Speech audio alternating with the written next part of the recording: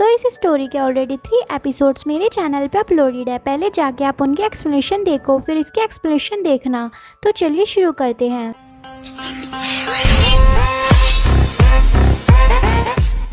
तो चैप्टर की स्टार्टिंग वहीं से होती है जहां शुइना एक शराबी की तरह गाना गा रही होती है। फिर शुइना हमें बताती है, उस म्यूज़िक क्लास के बाद सब मुझे क्लास में देखकर हंसते थे। जब मैं कहीं जाती तब भी सब मुझे देखकर हंसने लगते, यहाँ तक कि शर्ट क्लास के वक्त हाईली मुझे देखकर हंसता है। फिर शुइना गुस्से से जाते हुए सोचती है, सिर्फ ग्रीन क्लास के स्टूडेंट्स नहीं बल्कि जो भी मेरी तरफ देखता है हंसने लगता है। फिर शुइना डिप्रेशन में जाते हुए सोचती है, क्यों सारे बच्चों में से टीचर ने मुझे ही गाना गाने को कहा, आखिर मुझे ये और कितना सहना होगा। प्लीज़ ये टाइम जल्दी गुजर जाए। मैंने पहली बार इतनी शर्मिंदगी महसूस की है। फिर शुइना क्लब रूम में जाते हुए सोचती है, लेकिन शायद मुझे इसके बारे में क्लब एक्टिविटी के दौरान परेशान होने की ज़रूरत नहीं है।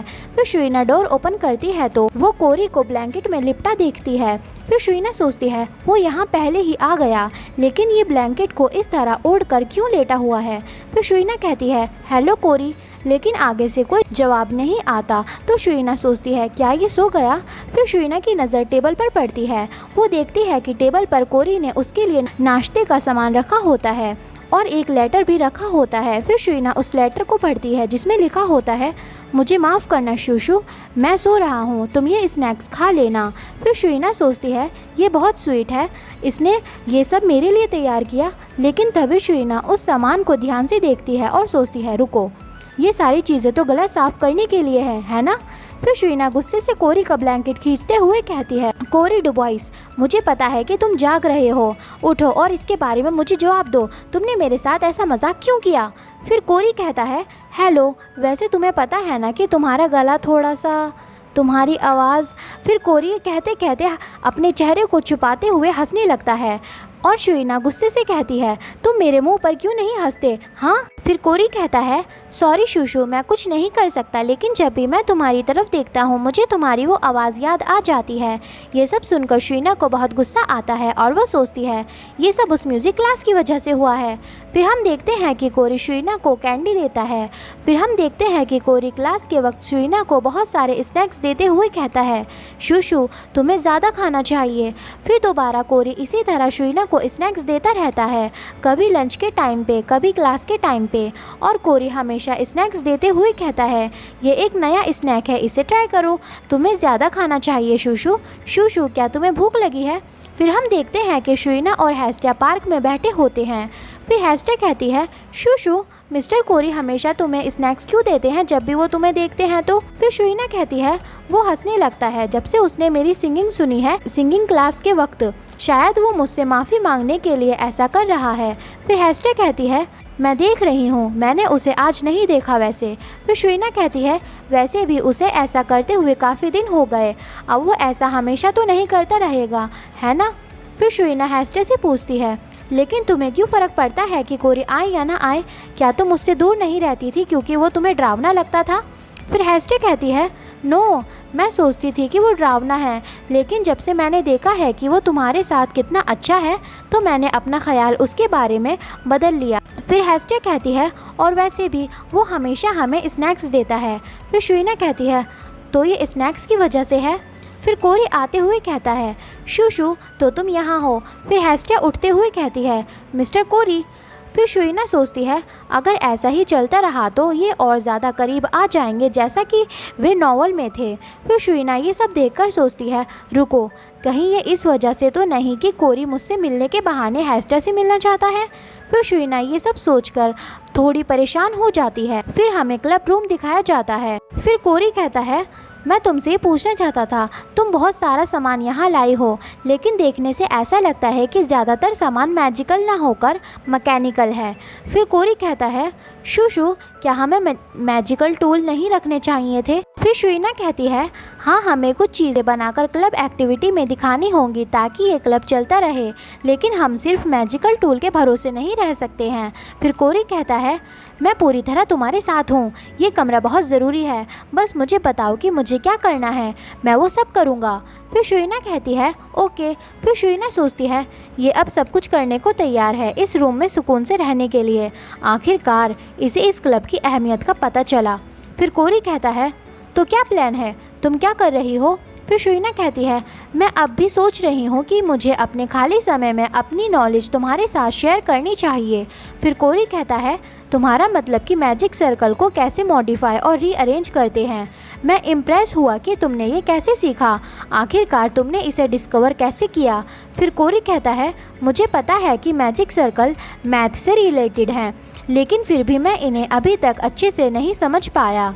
फिर शुरीना सोचती है, ये सब मैंने अपनी पिछली ज़िंदगी में सीखा था, तो जाहिर सी बात है तुम इसे समझ नहीं पाए। फिर शुइना सोचती है, वैसे अब मैं इसे और अच्छे से जानने लगी हूँ, ये बहुत अच्छा लड़का है। फिर शुइना हमें कोरी के बारे में बताती है। वो एक जीनियस है मैजिक में, और वो बहुत शांत हो जाता है जब बात कुछ नया सीखने की आती है, और इससे भी ज़्यादा वो मेरी बातें बड़े ध्यान से सुनता है, तो उसके साथ रहना मेरे लिए बहुत अच्छा है। क्या कोरी हेस्टर के लिए अच्छा मैच नहीं है हाइली से ज़्यादा? फिर शुइना सोचती है, माफ़ करना हाइली, लेकिन तुम हेस्टर के काबिल नहीं हो। फिर शुइना सोचती है, शायद मैंने कोरी के बारे में कुछ गलत सोच लिया हेस्टर को लेकर। फिर शुइना कहती है, हे कोरी। फिर कोरी कहता है, हाँ बोलो। फिर शुइना कहती है, कोरी तुम हेस्टर को पसंद करते हो है ना? फिर कोरी कहता है, एकदम से ऐसा सवाल क्यों? फिर शुइना कहती है, मैं बस क्यूरियस थी, क्योंकि तुम मुझे देखना चाहते थे, क्योंकि तुम हेस्टर का टाइप जानना चाहते थे है ना? फिर शुइना सोचती है, वो मुझसे मिलने आता था मुझे स्नैक्स देने, ताकि वो हेस्टर से मिल सके। फिर कोरी कहता है, हाँ ऐसा हुआ था। फिर कोरी कुछ सोचने लगता है। फिर कोरी बैठते हुए कहता है, ये सच है, जब मैं पहली बार हेस्टर से मिला तो मैं उसे देखता ही रह गया था, लेकिन हमने कभी एक दूसरे से बात नहीं की, तो मैं ये नहीं कह सकता कि मैं उसे पसंद करता हूँ। फिर कोरी कहता है, अब अगर मैं इसके बारे में सोचूं तो शायद मैं उसे इस वजह से देख रहा था क्योंकि वो मेरे टेस्ट से मिलती है। फिर शुइना कहती है, क्या तुम्हारा टेस्ट? फिर कोरी कहता है, वो कैंडी की तरह लगती है, नहीं वो क्यूट है। फिर कोरी कहता है, लेकिन मुझे खुशी है इन दिनों मैंने देखा कि वो मुझसे नहीं डरती। भले ही ये एक आम सा रेस्पॉन्स है, लेकिन जब मुझे कोई खुले आम अवॉइड करता है या मुझसे डरता है तो मुझे बहुत बुरा लगता है। फिर शुइना सोचती है, तो इसका मतलब तुम उसे पसंद करते हो या नहीं? फिर शुइना सोचती है, लेकिन वो मुझे सच नहीं बताना चाहता। क्या उसको जवाब देने के लिए मैं कहूँ, नहीं ये थोड़ा ज़्यादा हो जाएगा? फिर कोरी शुइना को सोचते हुए देखता है और वो समझ जाता है कि शुइना क्या पूछना चाहती है। फिर कोरी कहता है, मैं तुमसे मिलने इसलिए नहीं आता कि मैं हेस्टर को देखना चाहता हूँ। ये सुनकर शुइना सरप्राइज हो जाती है। फिर कोरी कहता है, क्या अब तुम्हारा हो गया जो तुम जानना चाहती थी? फिर शुइना कहती है, तुम ये क्यों सोच रहे हो कि मैं क्यूरियस थी इसके बारे में? पागल मत बनो, मैं तो बस ये पूछ रही थी कि तुम हेस्टर को पसंद करते हो या नहीं। फिर शुइना कहती है, वैसे भी भले ही तुम ये कहो या ना कहो, लेकिन मुझे पता है कि तुम मुझसे मिलने आते थे क्योंकि तुम्हारे पास खेलने के लिए कोई और फ्रेंड्स नहीं है। ये सुनकर बेचारे कोरी के मुंह से चाय बाहर निकल जाती है। फिर कोरी उठते हुए कहता है, मेरे पास फ्रेंड्स क्यों नहीं होंगे? क्राउन प्रिंस मेरा फ्रेंड है और तुम भी तो मेरी फ्रेंड ही हो ना, है ना? फिर शुइना कहती है, हाँ हाँ, तुम तो हेस्टर के साथ भी फ्रेंड्स हो है ना?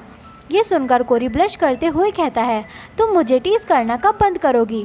फिर शुइना कोरी को देखते हुए सोचती है, अब शायद मुझे इसके इस चेहरे की आदत हो गई है, कोरी बहुत क्यूट है। तो फिर हम देखते हैं कि शुइना अपनी पिछली ज़िंदगी का सपना देख रही होती है जिसमें वो हान ये होती है। फिर हम देखते हैं कि बच्चे शुइना के पास आते हैं और कहते हैं, चीज़ केक। फिर शुइना कहती है, यस मॉम एंड डैड अभी रास्ते में हैं, वे बस आने ही वाले हैं, तो थोड़ा सा इंतज़ार करो ओके? फिर शुइना का भाई कहता है, तुमने पहले ही इतना सारा चीज़ केक खा लिया है और अभी तुम और खाना चाहती हो? फिर शुइना हैरान होते हुए कहती है, मैंने बाहर चीज़ केक खाया क्योंकि मेरे फ्रेंड्स मुझे अपने साथ ले गए थे, मैंने बहुत कम खाया था, मैंने तुम्हें बताया तो था। फिर शुइना का भाई कहता है, हाँ क्यों नहीं, मुझे तो तुम्हारे अंदर से चीज़ केक की खुशबू नहीं आ रही है ना? फिर शुइना गुस्से से कहती है, क्या तुमने अपना होमवर्क कर लिया? लाओ मुझे अपना होमवर्क दिखाओ। फिर शुइना के फ़ोन पर कॉल आती है और शुइना सोचती है, ये तो अननोन नंबर है, आखिर ये कौन है? फिर शुइना फ़ोन उठाते हुए कहती है, हेलो। फिर एकदम से शुइना के हाथ में से चीज़ केक गिर जाता है और वो चिल्लाती है, क्या? फिर शुइना बहुत डरी हुई कहती है, एक एक्सीडेंट? फिर शुइना सोते हुए घबराते हुए कहती है, नहीं नहीं। फिर शुइना रोते हुए नींद से उठती है। फिर शुइना घबराते हुए कहती है, वो बस एक सपना था। तो मैं आपकी जानकारी के लिए बता दूं कि शुइना ने पिछली ज़िंदगी में अपने पेरेंट्स को एक एक्सीडेंट में खो दिया था, जिसका सपना शुइना को आया। फिर हमें अगला दिन दिखाया जाता है। वहाँ हेस्टिया शुइना से पूछती है, शुशु क्या तुम बीमार हो? फिर हमें शुइना को दिखाया जाता है जिसका बहुत बुरा हाल होता है। फिर हेस्टिया कहती है, तुम सुबह से बहुत बुरी हालत में लग रही हो, तुमने शायद ही लंच किया होगा। फिर शुइना कहती है, मैं ठीक हूँ, शायद अच्छे से ना सोने की वजह से मैं बुरी हालत में लग रही हूँ। फिर हेस्टिया कहती है, क्या कोई दिक्कत है? क्या कोई चीज़ तुम्हें परेशान कर रही है? फिर शुइना कहती है, नहीं नहीं। फिर शुइना हमें बताती है, जो मुझे सपने आते हैं मेरी पिछली ज़िंदगी के, वो अब बहुत क्लियर हो गए हैं। ऐसे साफ सपने आने से मैंने नॉवल की ओरिजिनल स्टोरी अच्छे से जान ली, लेकिन ये एक मुसीबत बन गई क्योंकि अब मुझे मेरी बुरी यादें भी आने लगी हैं जो बिल्कुल असली लगती हैं। फिर शुइना सोचती है, वे बहुत असली लगती हैं। मेरे दिल को बहुत परेशानी हो रही है ये सब याद आने के बाद। फिर शुइना सोचती है, मेरे पास और एनर्जी नहीं है कुछ करने की इस हालत में। आखिर मैं इसके बारे में कैसे भूलूं, इसे कैसे भुलाऊं? वो एकदम असली लगती है, मानो वो अभी मेरे साथ हुआ हो। फिर हाइली कहता है, माय लेडी क्या तुम ठीक हो? फिर हेस्टिया बड़ी तहजीब से कहती है, गुड डे योर हाइनेस। फिर हाइली कहता है, प्लीज़ तुम्हें मुझसे इतनी तहजीब से बात करने की ज़रूरत नहीं है। और ये सब देखकर शुइना सोचती है, आखिर ये चल क्या रहा है? फिर हाइली ब्लश करते हुए कहता है, जैसे कि हम दोनों ही स्टूडेंट्स हैं तो तुम बिना किसी डर के मुझसे कैजुअली बात कर सकती हो, जैसे कि तुम और स्टूडेंट से बात करती हो, मिस हेस्टिया। फिर शुइना गुस्से से सोचती है, इसने मुझे देखा तक नहीं, क्या ये वही क्राउन प्रिंस है जिसे मैं जानती हूँ? फिर शुइना कहती है, एक्सक्यूज़ मी क्या तुमने मुझे नहीं देखा? फिर हाइली कहता है, ओह हेलो। फिर हाइली की हंसी छूट जाती है जिसे देखकर शुइना और हेस्टिया हैरान हो जाते हैं। फिर हाइली अपना मुंह छुपाते हुए हंसते हुए कहता है, आई एम सॉरी, मैं अब भी तुम्हारी आंखों में नहीं देख सकता, मैं नहीं रोक पाता खुद को, सॉरी। वो तुम्हारी आवाज़। फिर शुइना सोचती है, क्या ये भूल गया अपनी उस रिकॉर्डिंग के बारे में जैसा कि कुछ हुआ ही ना हो। फिर शुइना एक इविल फेस बनाते हुए सोचती है, ठीक है मैं तुम्हें अपना पंचिंग बैग बनाऊंगी, बस इंतज़ार करो डियर क्राउन प्रिंस। फिर हमें क्लब एक्टिविटी रूम दिखाया जाता है जहां कोरी एक न्यू मैजिक सर्कल को क्रिएट करने की कोशिश कर रहा होता है। फिर कोरी मैजिक सर्कल को देखते हुए कहता है, अब मैं इसे अच्छे से देख सकता हूँ इसे बड़ा करने के बाद, अब बस मुझे इसे डिफ्रेंशिएट करने की ज़रूरत है। फिर कोरी सर्कल को टच करते हुए कहता है, और मैं ये फार्मूला इस साइड पे लगाऊं जो मैंने वहाँ लगाया। फिर कोरी शुइना से कहता है, मैंने इसे वैसे ही किया जैसा कि तुमने मुझे बताया था थ्योरी में, तो तुम्हें क्या लगता है? फिर शुइना कहती है, बहुत अच्छे, चलो अब इन दोनों सर्कल को कंबाइन करो इनकी ओरिजिनल साइज़ में। फिर कोरी मैजिक सर्कल कंबाइन करते हुए कहता है, ठीक है पहले इनको छोटा करो और मॉडिफाइड फार्मूला यूज़ करके कंबाइन करो। फिर कोरी मैजिक सर्कल को कंबाइन कर लेता है और कहता है, ओह ये तो काम कर रहा है। फिर शुइना कहती है, अमेजिंग, तुम चीज़ों को बहुत जल्दी सीख लेते हो कोरी। फिर कोरी अपना चश्मा उतारते हुए कहता है, तुम मुझसे भी ज़्यादा अमेजिंग हो, तुम ज़रूर हिस्ट्री में एक लौती इंसान होगी जिसने मैजिक सर्कल को फार्मूला यूज़ करके क्रिएट किया। तुम्हारा शुक्रिया, तुम्हारी वजह से मैं मैजिक सर्कल के बारे में इतना जान पाया, थैंक यू मुझे सिखाने के लिए। फिर शुइना खुश होते हुए कहती है, ऐसा मत कहो, ये तो कोई भी कर सकता है अगर उसके पास थ्योरी हो तो। ये सुनकर कोरी शुइना को घूरता है और शुइना कहती है, क्या हुआ? फिर कोरी कहता है, तुमने शोरमैनशिप सब्जेक्ट क्यों लिया जबकि तुम मैजिक में इतनी टैलेंटेड हो? अगर तुम मैजिक सब्जेक्ट लेती तो हम साथ में क्लासेस लेते और ऐसे और मैजिक के बारे में जानकर मज़ा आता। फिर शुइना कहती है, जो रॉयल नाइट्स होते हैं उनकी सैलरी रॉयल मैजिशियन से ज़्यादा होती है। फिर कोरी कहता है, वैसे ये सच है और ऐसा ही क्लब फंडिंग में भी है, लेकिन तुम पैसों को लेकर इतनी चिंता में क्यों रहती हो? ये सुनकर शुइना शॉक होते हुए कहती है, वो दरअसल ताकि मैं बचा सकूं अपने फ्यूचर के लिए। फिर कोरी कहता है, ठीक है लेकिन क्यों? तुम्हारी फैमिली तो गरीब नहीं है, क्या वे हैं? क्या कुछ बात है जिसकी वजह से तुम अपने फ्यूचर को लेकर इतनी चिंता में रहती हो? फिर शुइना सोचती है वो तो बहुत ध्यान देता है चीज़ों पर, कभी भी किसी ने मुझसे ये सवाल नहीं पूछा। फिर शुइना सोचती है अब मैं इसे बता भी नहीं सकती कि मुझे पता है कि मेरे फ्यूचर में क्या होगा।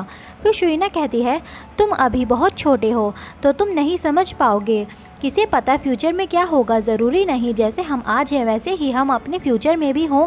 फिर शुइना सोचती है ये काम करेगा है ना, वैसे ये झूठ नहीं है। फिर कोरी मुंह बनाते हुए कहता है ऐसा एक्ट मत करो जैसे कि तुम बच्ची हो ही नहीं। फिर शुइना कहती है मैं तुमसे अलग हूँ, तुम्हें पता है ना।